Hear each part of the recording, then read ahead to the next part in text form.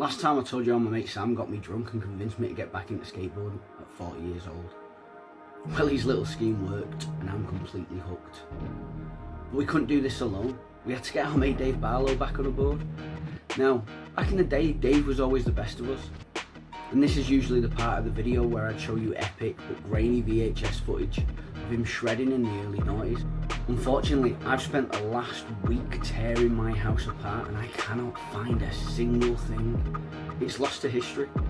But trust me when I say his ollie down the Stockport as the stairs remains legendary among us to this day.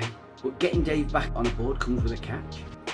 He wrecked his knee years ago and has had 3 surgeries since. What's he going to say when I try and get him back on a skateboard?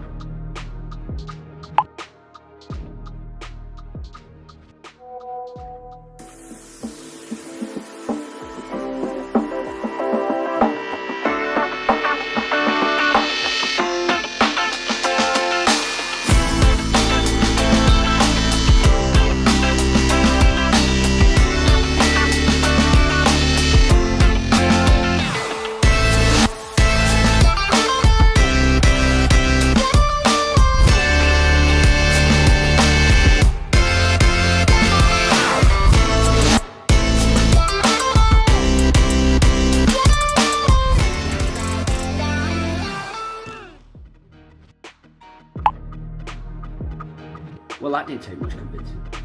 Back in the day, our spot was Bones Skatepark in Stockport. It's closed now, which is probably for the best because it was rough, filthy, and I'm fairly certain it was structurally held together by asbestos, but it was our home away from home. So with Bones out the picture, where do 40-year-olds go to skate in 2025?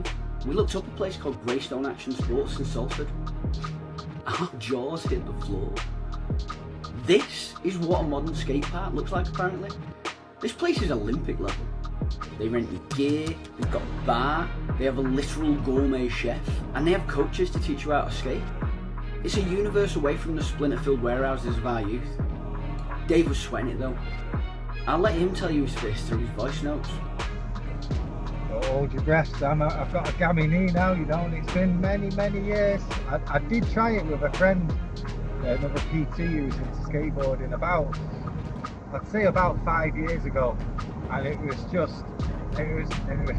a humbling experience is all I'm going to say. I couldn't skate, forget dropping it. I couldn't skate, I couldn't even stand on the board I couldn't balance on the board. I was like, what's going on here? Like, it was so far away from what I used to be like. Even though you both didn't show me off, I felt like, right, shit more than I've seen like that. There's nothing quite like a mini ramp to get your confidence back. It's low risk, high reward, and it's perfect for nailing the basics. Well, low risk for Dave. On my second day at Greystone, I decided to try a trick called ghost riding the whip. For the uninitiated, that's kind of like a caveman on a transition ramp. Back foot slipped off.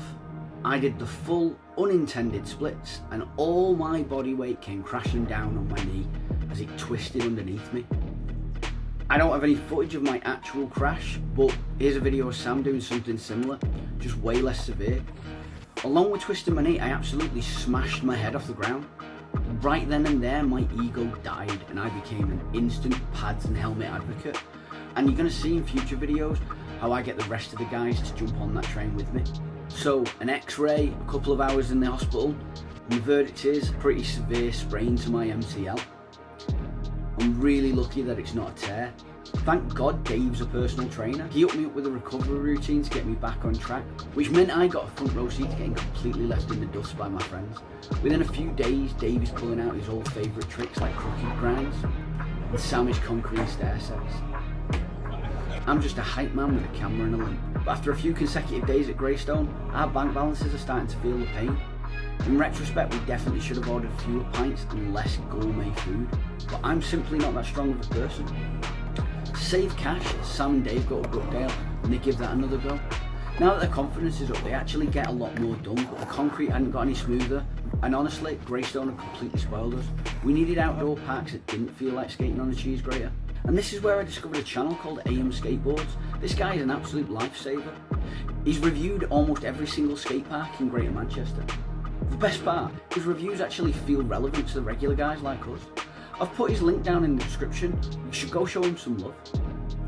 Since I couldn't skate anywhere, I took his lead, hopped in the car and went to scout out 3 parks right near our doorstep. Number 1 on the list, mostly because it's right near my house, was Milnrow Skatepark.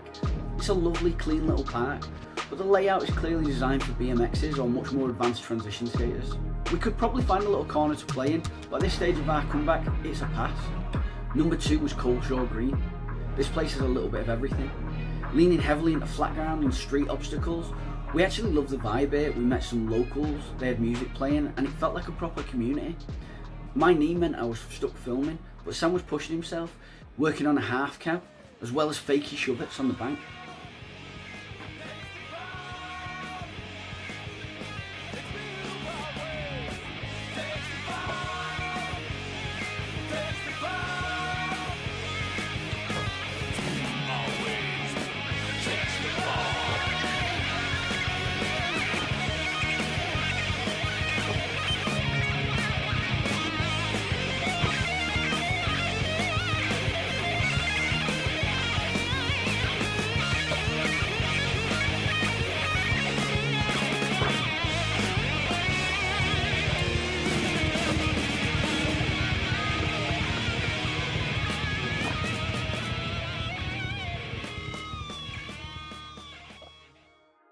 Downsides to Coalshaw though are 2 things.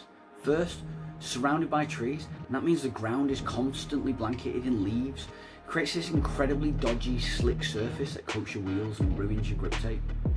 If you visit, bring a broom. Secondly, there's a footpath running directly through the centre of the park. It gets a bit dicey when you're hauling backwards down a ramp and a grandma wanders into the line of fire, which brings us to park number 3. Balderstone in Rochdale, and just like Goldilocks and the 3 Bears, this one felt just right. I'm going to tell you all about why that park became our go-to next time, and be sure to check out the next video to see if my MCL heals before the summer ends. See you later.